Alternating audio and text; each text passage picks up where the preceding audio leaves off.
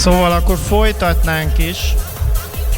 Remélem mindenki gyorsan elrendezte a dolgát, vételezett valamit inni, és akkor át fogom mindjárt adni a szót Rafnak, aki játékfejlesztésről fog beszélni.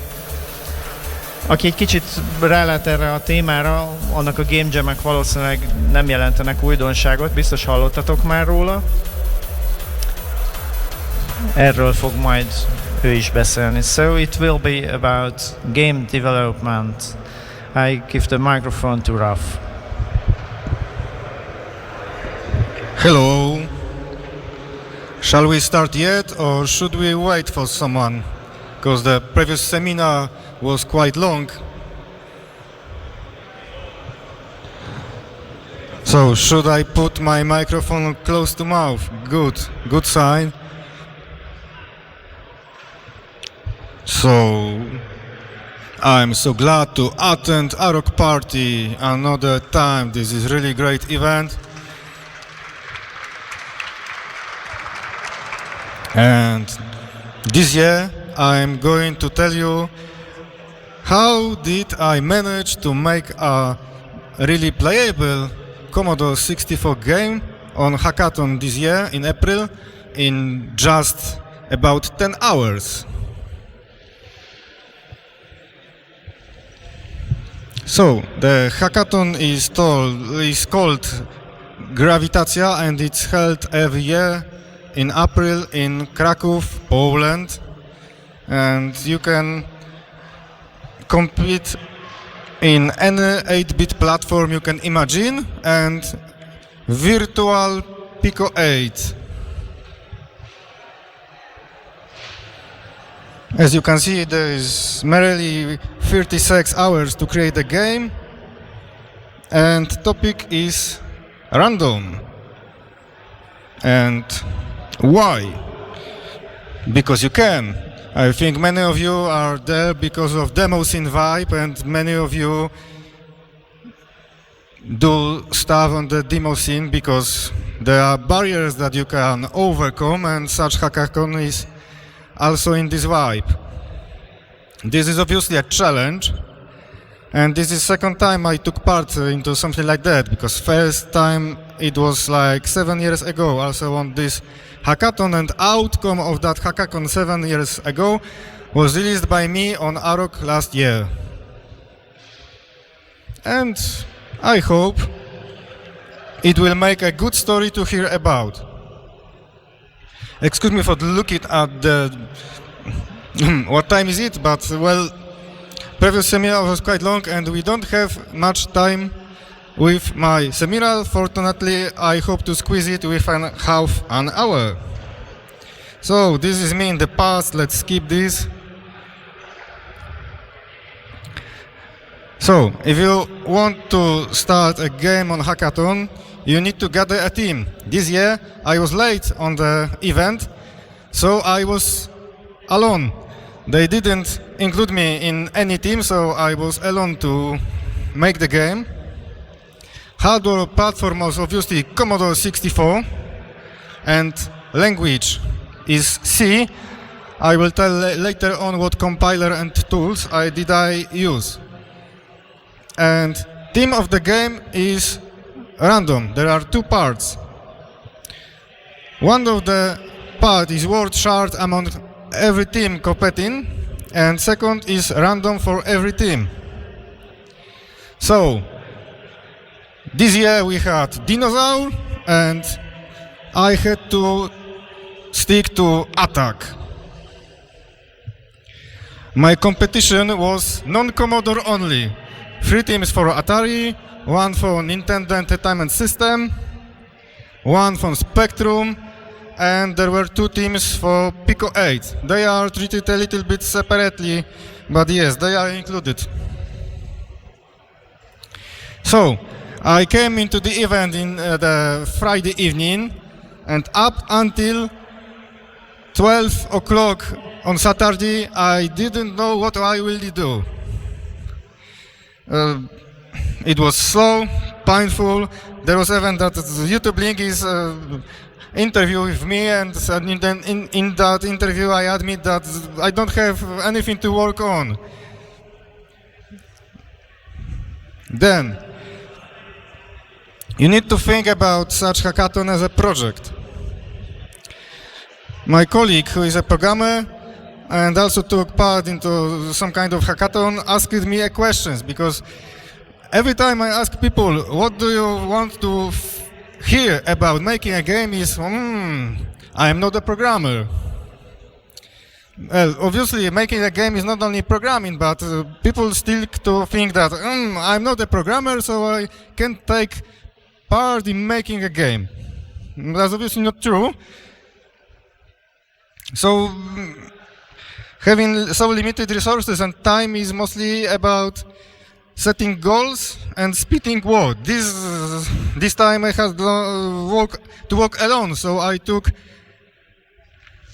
wanted to make the game playable, because 7 years ago I made a game that was looking good, but is completely unplayable, and my goal was to make as small, as fast game which would be playable with limited resources.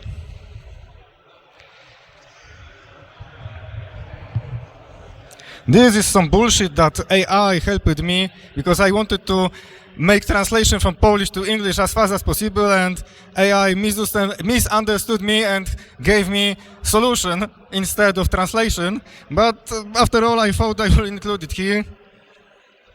So, divide and conquer, build fast, fix later, get unstuck fast, aim small, finish early, use your tools, whatever it means.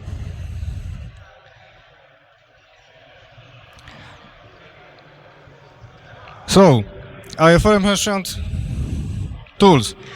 In general, nobody on such competition make a game on real hardware, because it's more convenient to use cross-platform tools.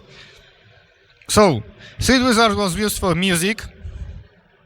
Oscar 64 is the C compiler.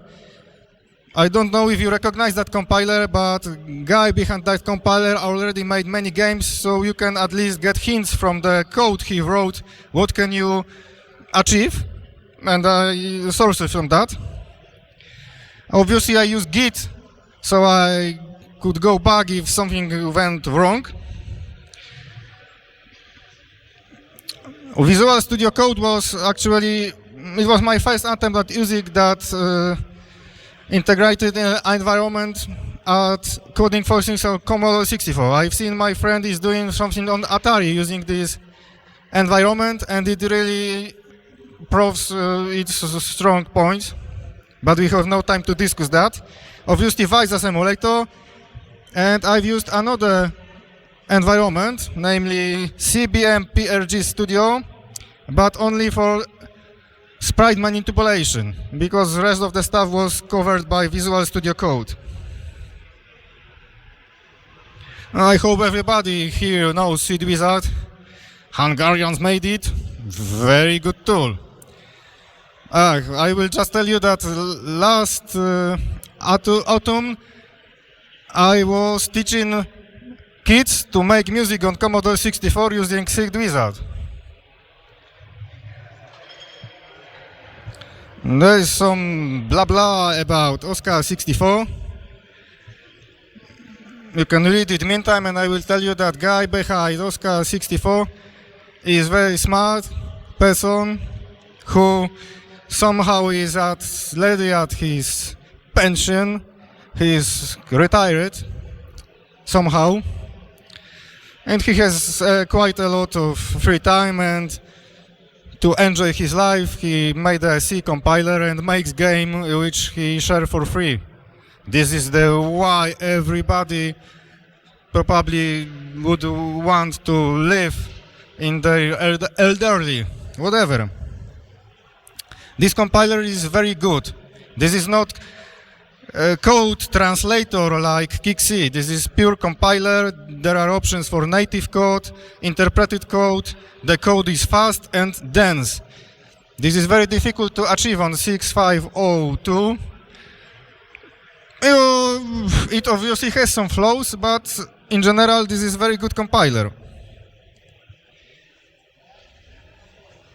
let's go to the graphics. Because there was no graphician, I made music myself and my code myself. There was no graphician because I was alone, as told earlier. I used characters from ROM as graphics, and I reused sprites. Let's skip this because this is simply basic program which output this. I think you should recognize this from Commodore manual, because in manual there is basic program from the previous slide which animates movement of this sprite. So I reuse it, and because good artists follow and best artists steal, I have stolen this bubble dragon. There is even puffy one, I'm looking at it. So I took sprite editor, I took dump of wall memory of Commodore 64, and I made such animation. I added spikes, I lengthened the tail, and the overcome after 10 hours is something like this. So let's see how does it work.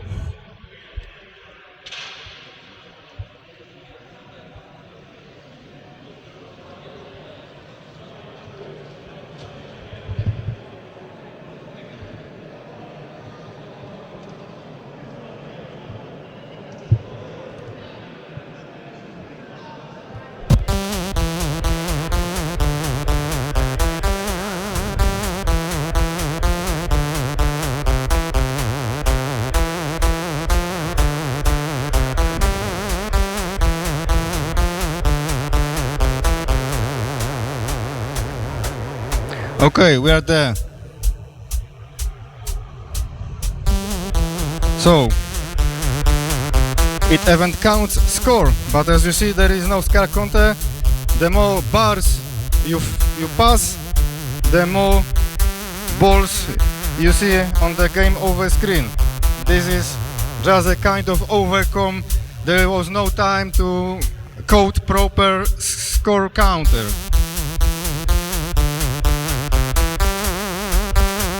So, as you see, dragon from bubble, sprites, and everything you touch kills you.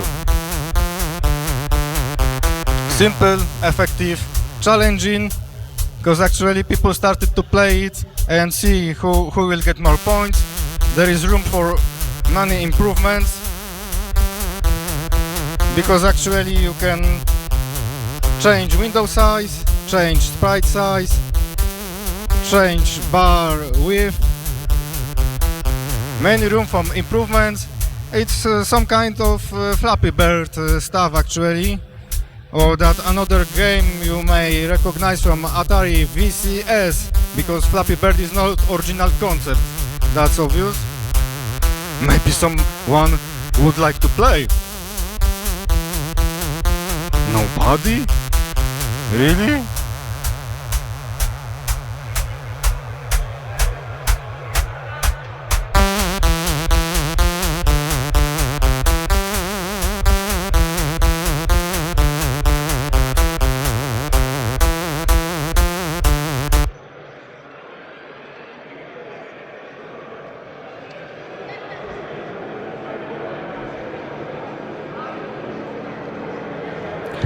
Whatever. I don't think you expected me to do something more spectacular within 10 hours, after all. So, there were some questions to me from my colleague she was very helpful, yeah. So, this time there was nothing difficult except I was really unimaginative. What can I do within so short time? And actually the most difficult thing was to include music from C code, because documentation was quite quirky And you know, all the game was written in C. Actually, it's about 350 lines of code in C, but music was in assembler. And I had to somehow glue together code in C and music in assembler as a subroutine. And also put it in memory, because in C you don't have that kind of memory management you have in assembler, where you clearly put data in memory on address you wish. What was easier? Well, nothing.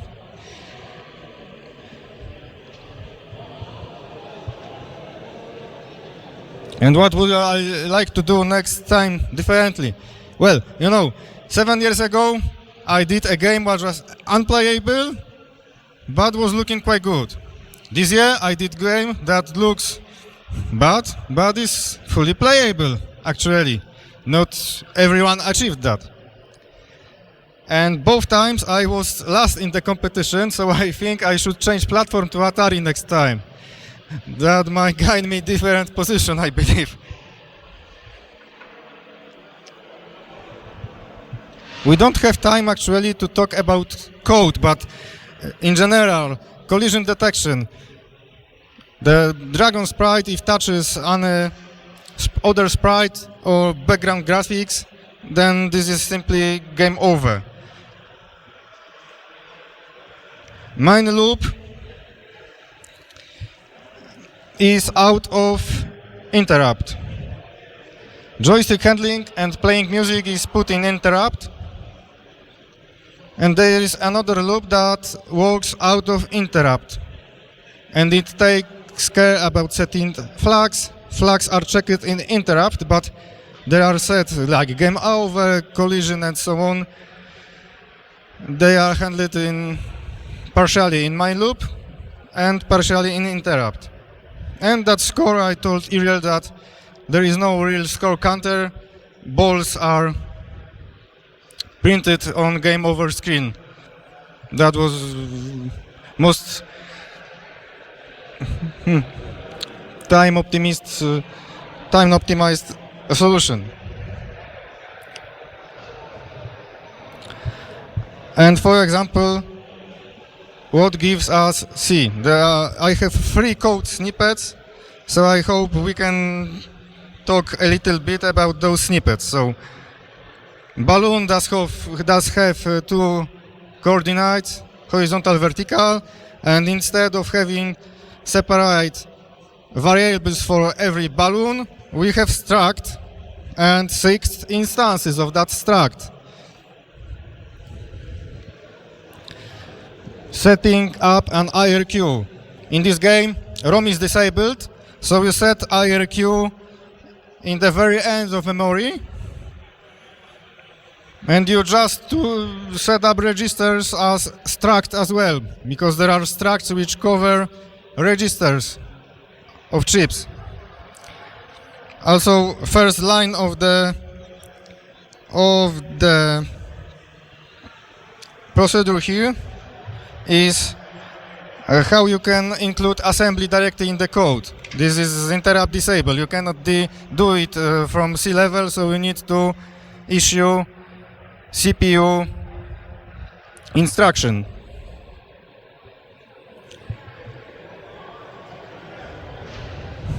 And this is example of partially unrolled loop.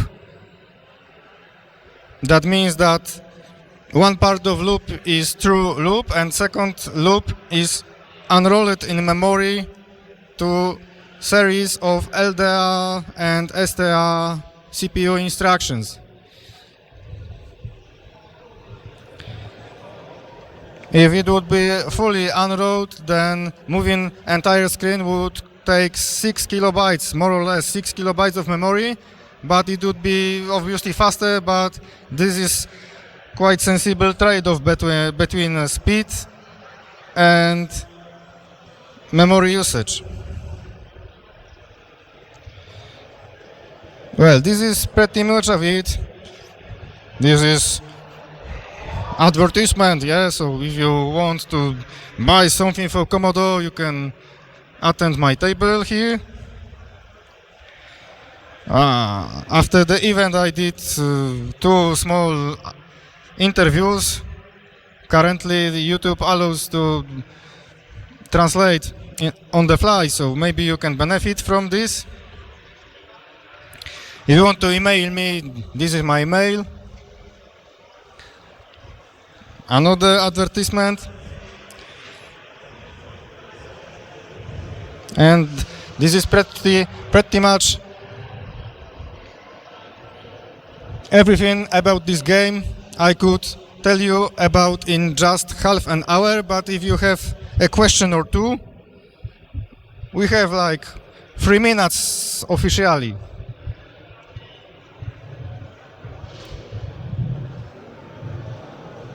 So, is there something you would like to know about this game, of the process of making such a game in 10 hours?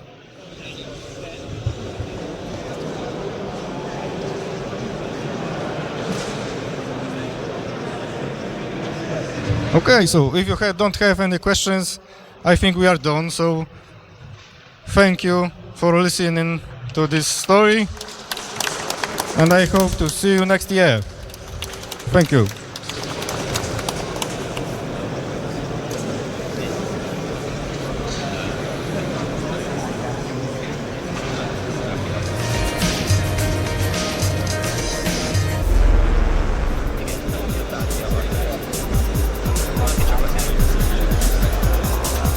Valakinek esetleg kérdése?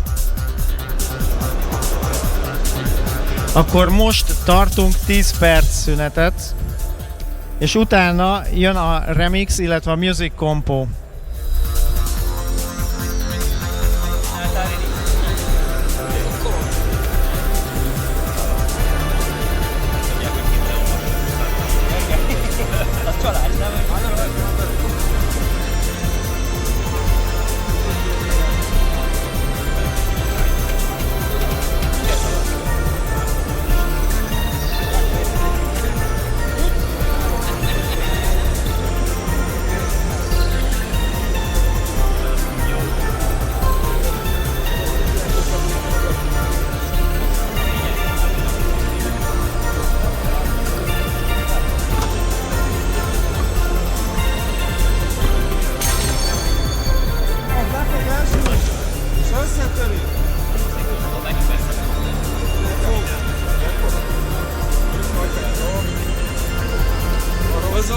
Szélén, annak nem tudom, azért mi a múl? De már jó ideje itt van. 80 oda van éve.